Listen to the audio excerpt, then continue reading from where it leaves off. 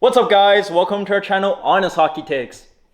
All right, guys, we're here for our second part here. We're going to go through today our underappreciated and undervalued players from the Western Conference. We're giving you guys one player from each team we feel is underappreciated and undervalued. I'm going to start us off with the Arizona Coyotes, and I have forward Lawson Crouse. Now, Lawson Crouse last year had a bit of a breakout, scored 20 goals, and you really never hear about this guy. But he scored 20 goals, and he missed some time too. It was like 65 games. And this is a guy who's massive, like 6'4" guy, true power forward. Maybe doesn't get like a point per game like some other guys, but I mean, he's on Arizona, and he's clearly underrated. He can play on the power play for you guys. He can stand in front of the net. He can crash the net.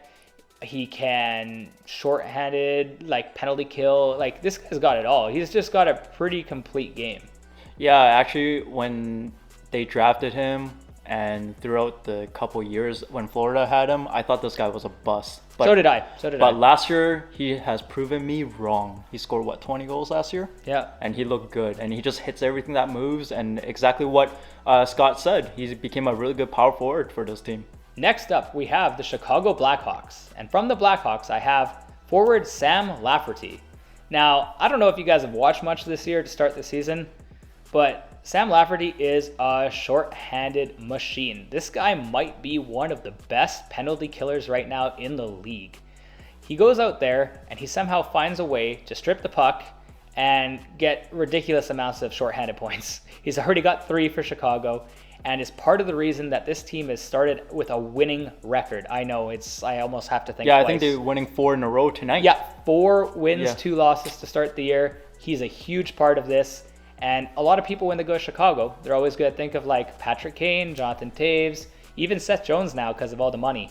But Sam Lafferty adds something to this team that they didn't really have. Now, I'm going to think of Chicago officially as Sam Lafferty's team. He's the cornerstone of this franchise officially going forward, and he's just an unbelievably good penalty killer. Just love this guy. He never gives up on a play. Just a hard-working player. Maybe a tad too much. That's going from like underappreciated to like... No, you got to appreciate the people that block shots and kill penalties. Yeah, doing the hard work. Doing the hard work that nobody seemed to talk about. Yeah, true. Yeah. Next up, we have the Colorado Avalanche. And from the Avalanche, I have forward Valeri Nichushkin. Now, this is a player who, more than some of the other players we've mentioned in the last video, is way more of a point producer. This guy can score a ton of goals. He can fight for every puck like no one's business. He's very strong. He's a good two-way player. Like, he can pretty much do everything. But you know what? No one ever really talks about him because they're worried about Cale Makar and Nate McKinnon. So this guy's got to get some love in here. I know everyone likes to call him the choo-choo train, but I call him the Ray Boss because he just looks like a Ray Boss. He just looks so cool. He fights for a puck like a Ray Boss, man. And it's crazy because like Vancouver's JT Miller, when he signed that big contract, I expected most people that signed those big contracts to dip. Valeri Nichushkin seemed like he's thankful for this contract and is playing even better than last year. Like, that's unbelievable. He's leading pretty much every single Colorado Avalanche. He's beating guys like Nick McKinnon and Makar, right? To start the season, he's first on the team in points. And I mean, obviously, we're not saying that's going to continue for the whole year, but we got to give some love to this guy. I mean, like, he's got such a complete game. For Valeri Nichushkin, one thing that really impressed me is just how much better he got in terms of his scoring touch and his two-way play from the time he was in Dallas. Oh, it was night and day. I don't think the player in Dallas was the same guy. The transformation is like a transformer. I'm fully convinced he has a twin. Yeah. Because that's not the same player we saw in Dallas. Nope, not at all. Not even close. Love this player, though. Love him. No, same here. Next up, we have the Dallas Stars. And from the Dallas Stars, I have defenseman Esa Lindell. Now, this is a guy who has a lot of defensive upside. He will block shots.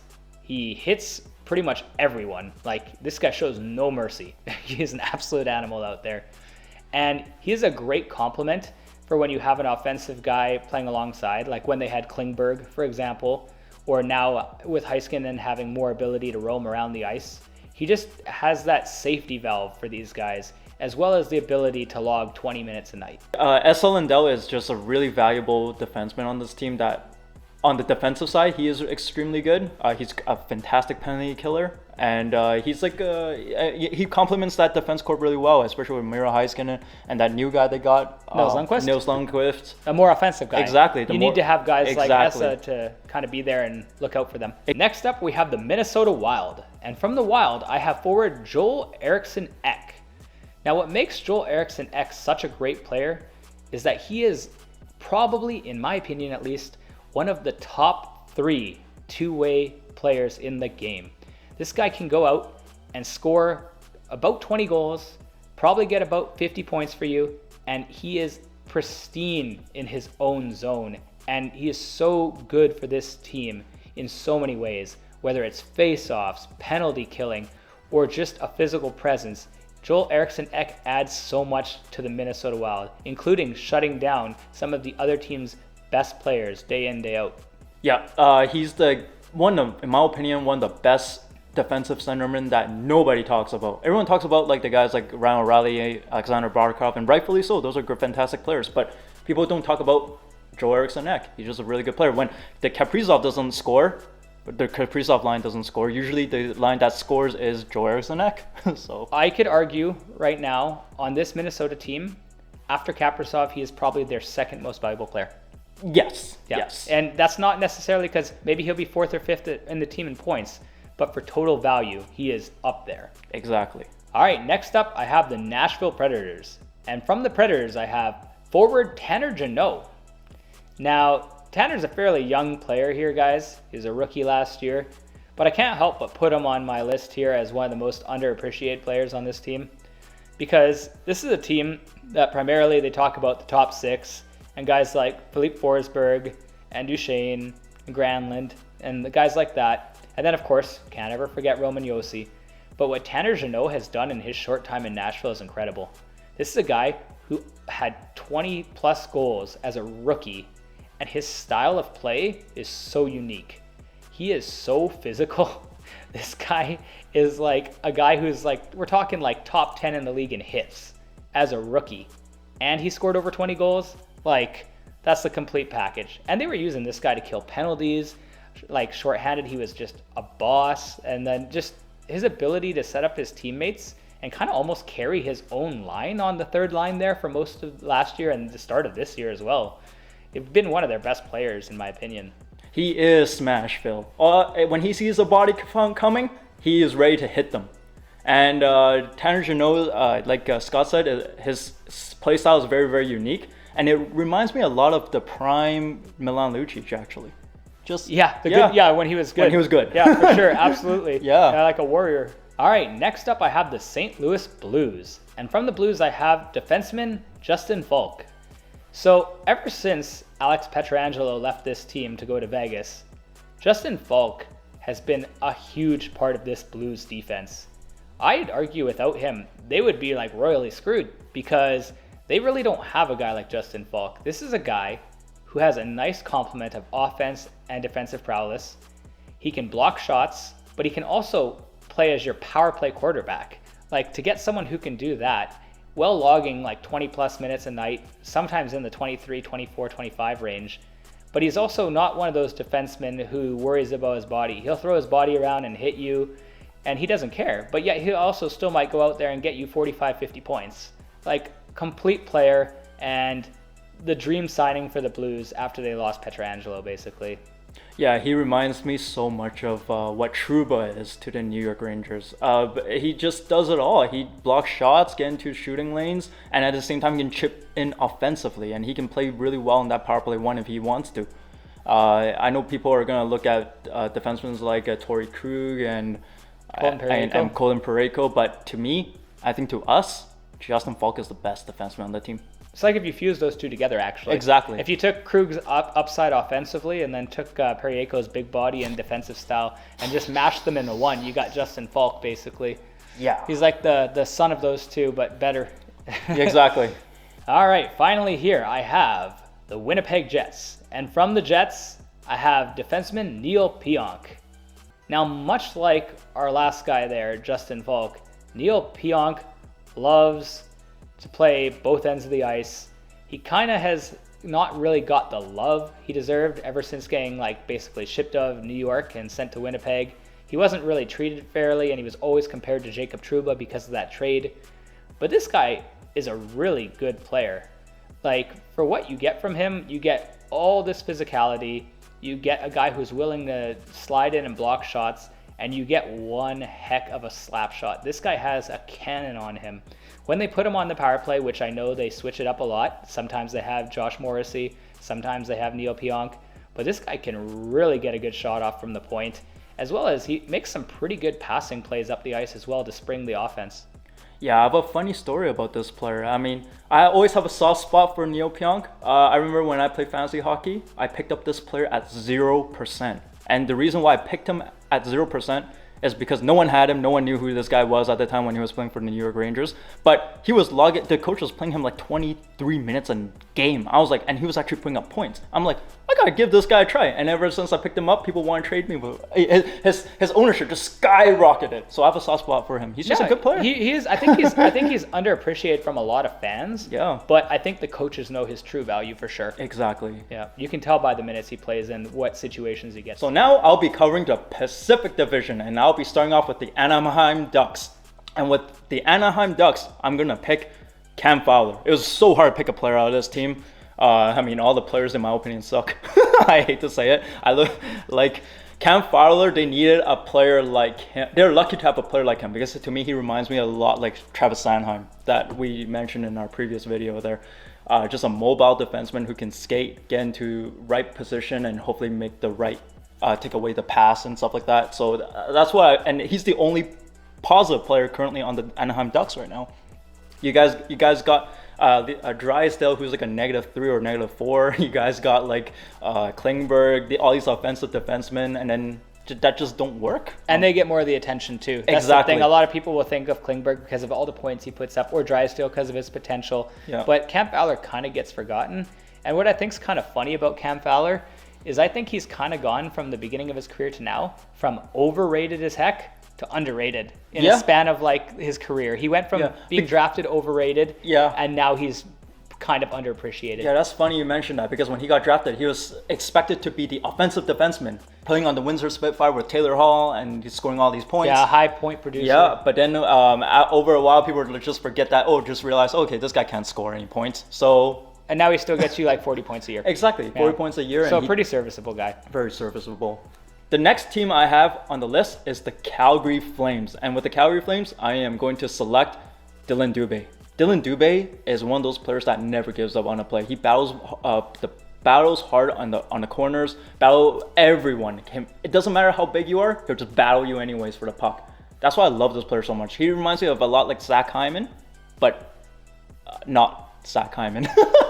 Yeah, and maybe this is just the games I've watched, but along with the energy he brings to the lineup, he finds a way to score timely goals. Exactly, because you don't see him on the score sheet a lot, but when they need a goal or a game's like 1-1 or 2-1 and they need like that extra push, he seems to be the guy there. He never gives up. He never stops skating. He always skates. That's why I love this player. Yeah, his work ethic is very high. Very high. Definitely high. Tell, and he definitely has some offensive skill to his game too. Calgary's very lucky to have him. I wish we had him, but yeah.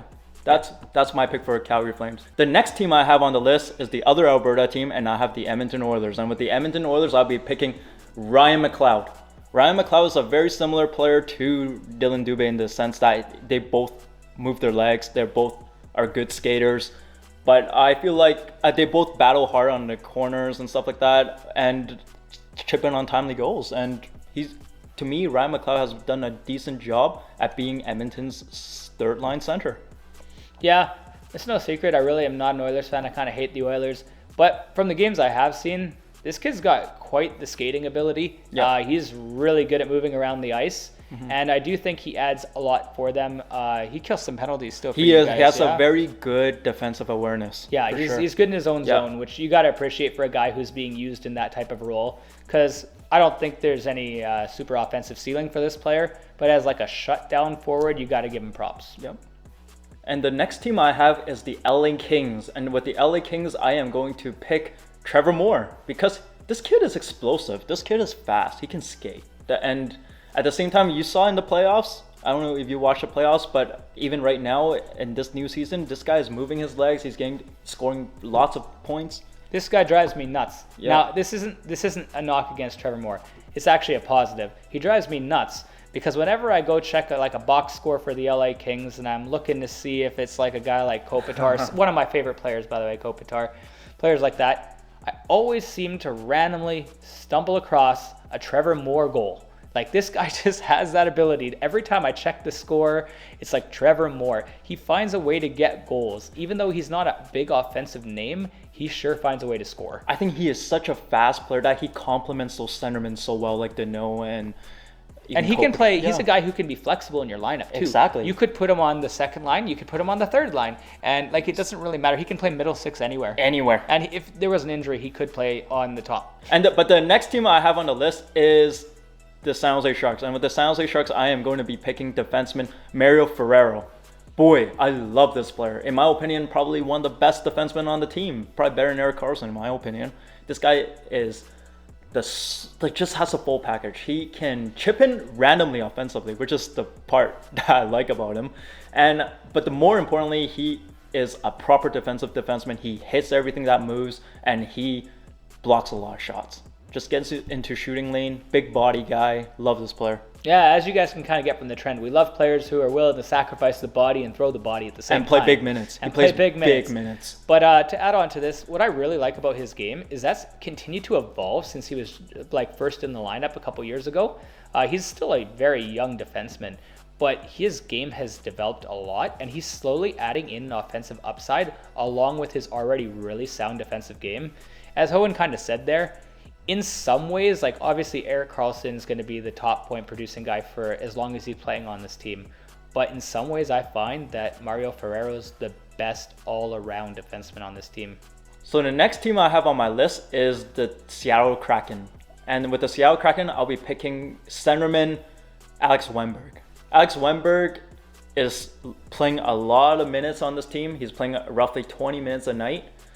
And the coach loves him, and you can tell he is the #1 center as a penalty killer. And he's just a solid defensive centerman. And at the same time, he does play on the power play. So this guy has a lot of trust in the coaching staff, and the coaching staff loves him, and he uses him a lot. Yeah, he's a pretty flexible player, and I think his game really became as good as it was is because he was coached by John Tortorella for that time in Columbus. Exactly. And I think Torts really got it in his head. You got to play two-way hockey. You got to be willing to sacrifice the ball. You got to be willing to get in front of the lanes and be in your own zone, back checking, like poke checking people. Like, this guy's very active, and I think a lot of that came from his development in Columbus. Yep. The next team I have is the Vancouver Canucks. It was so hard to find a player on this team. We're a little bitter right now. This hasn't been the best start for Vancouver, and we're a little sad, making us look dumb. But I have Tyler Meyer, and Tyler Meyer is just a big body defenseman. Do I like this defenseman? Not really, but he at least with Quinn Hughes out right now, he is going to step in there and he's going to play a huge role. He already has played a huge role on this team, logging big minutes, playing on a penalty kill. He's a big body guy, so he can hit, but he doesn't have the speed, unfortunately. So a lot of players like Connor McDavid that have the speed and just skate around him like a pylon, unfortunately. But hey, they got someone. Yeah, when you have a lot of these offensive defensemen like they do on this team with like Quinn Hughes, and like sometimes when they use like Jack Rathbone and stuff like that, you need a big body, a guy with his frame to kind of be there to complement that and to kind of be able to block shots and jam up the lanes. Because otherwise, like guys like Quinn Hughes, no offense, great hockey player overall, but just he's not going to be able to get in the lanes and block shots and kill penalties the same way as a guy like Tyler Myers, right? Like, that guy's massive, like giant. The only thing I would knock against Tyler Myers is the guy's got to stay out of the damn penalty box. Holy crap! It's because he's so slow, so he's out of position. He's always making a dumb penalty. Yeah, makes a dumb penalty because he can't skate. But his actual like defensive game is not too bad. Yeah, it's not too bad. And from one defenseman to another, but this defenseman I truly really like, and that's it. From the Vegas Golden Knights, I'll be picking Alec Martinez. Right, Alec Martinez is like the #1 shot blocker in the league. period. If you look year after year, pretty much this guy Always top three. Always top 3. Always. Right now, he's the top as of right now. And this guy just right now he doesn't have any points. But the thing is, he will get points. He can chip in offensively but at the same time, they have other players that can do that. Shea Theodore and all those guys that can do that anyways. But what I really appreciate about him is he gets into shooting lanes and he just blocks that shot every time. I love his game. Honestly, all the way since back when he played for the LA Kings and won those Stanley Cups, which he had the game-winning goal for one. That just shows you this is the type of guy for his whole career that has been able to do both sides of the puck. He can get you 30 assists and pass the puck, but he's also, like Howin said, always in the top 3 for blocking shots. Yeah. And like he's just the great defensive defenseman, but also he's more of a two-way defenseman because he's not like a guy who's going to get you 10 points. He will finish with like 35, 40 points. He almost always does if he's healthy. And they really needed to keep this guy when they had those cap problems, and I'm glad they managed to for their sake. Yeah, but that's all we got for this video. It was fun. But yeah, I think you guys kind of got a bit of a idea of what types of players we really appreciate that maybe the public doesn't. Yeah.